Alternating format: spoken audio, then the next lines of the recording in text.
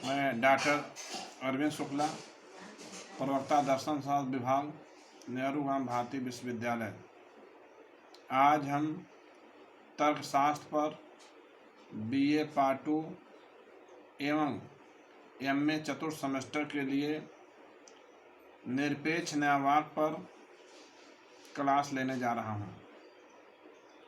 प्रश्न उठता है, निरपेक्ष न्यायवाद किसे कहते हैं?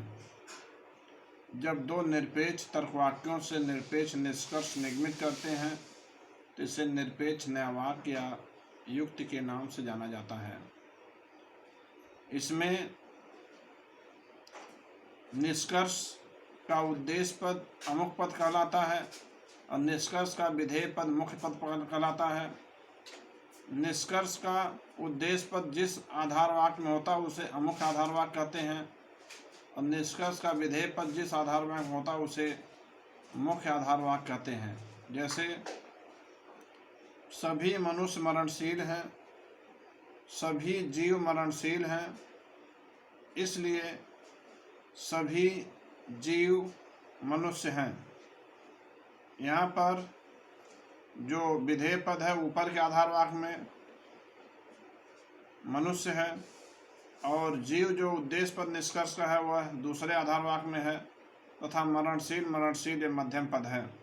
अर्थात किसी भी न्यायवाक्य या युक्ति में 3 पद होते हैं। पहला पद उद्देश्य पद, दूसरा पद विधेय पद और तीसरा पद मध्यम पद। उद्देश्य पद को अमुख पद कहते हैं, विधेय पद को मुख्य पद कहते हैं और जो दोनों आधार वाक्यों में व्याप्त होता है उसे मध्यम पद कहते हैं। किसी युक्ति का निर्धारण मध्यम पद के द्वारा होता है।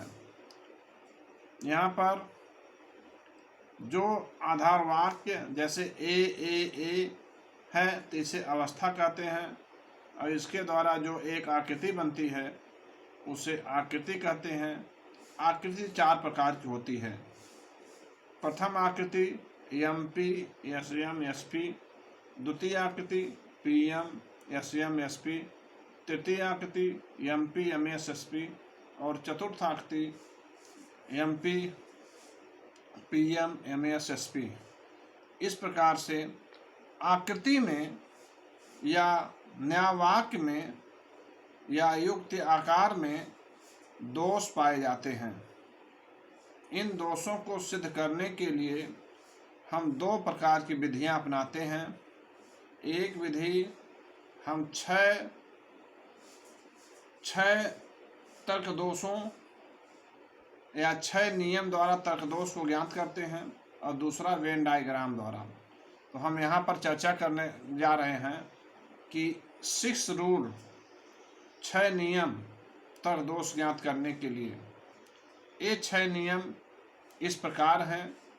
पहला नियम है, किसी भी वैध मानक निरपेक्ष न्यायवाक्य में 3 और 3 पद पाए जाते हैं और प्रत्येक पद केवल एक अर्थ में प्रयोग होता है। कम या अधिक पद होने से चतुष्पदी का दोष उत्पन्न हो जाता है। द्वितीय नियम, वैध मानक निरपेक्ष न्यायवाक्य में मध्यम पद कम से कम एक आधार वाक्य में अवश्य व्याप्त होना चाहिए। इस नियम के उल्लंघन से अव्याप्त मध्यम पद का दोष उत्पन्न हो जाता है।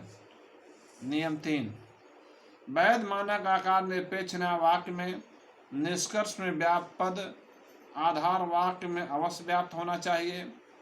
इस नियम के उल्लंघन होने से अव्याप्त या अनियमित मुख्य पद का दोष अथवा अव्याप्त या अनियमित मुख्य पद का दोष उत्पन्न हो जाता है। नियम 4, वैध मानक आकार निरपेक्ष न्यायवाक्य में दोनों आधार वाक्य निषेधात्मक नहीं हो सकते। इस नियम के उल्लंघन होने से 2 निषेधात्मक आधार वाक्य का दोष उत्पन्न हो जाता है। नियम 5, वैध मानक आकार निरपेक्ष न्यायवाक्य में यदि एक आधार वाक्य निषेधात्मक है तो निष्कर्ष स्वीकारात्मक नहीं हो सकता। इस नियम के उल्लंघन होने से निषेधात्मक आधार वाक्य से स्वीकारात्मक निष्कर्ष निकालने का दोष उत्पन्न हो जाता है। नियम 6, वैध मानक आकार निरपेक्ष न्यायवाक्य में यदि निष्कर्ष अंशव्यापी है तो दोनों आधार वाक्य सर्वव्यापी नहीं हो सकते। इस नियम के उल्लंघन होने पर सत्तात्मक दोष उत्पन्न हो जाता है।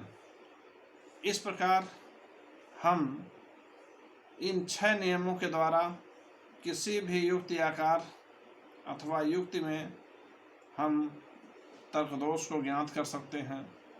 और आज के इस लेक्चर में यहीं तक, आगे अगला लेक्चर जो है उनमें हम बताएंगे। धन्यवाद।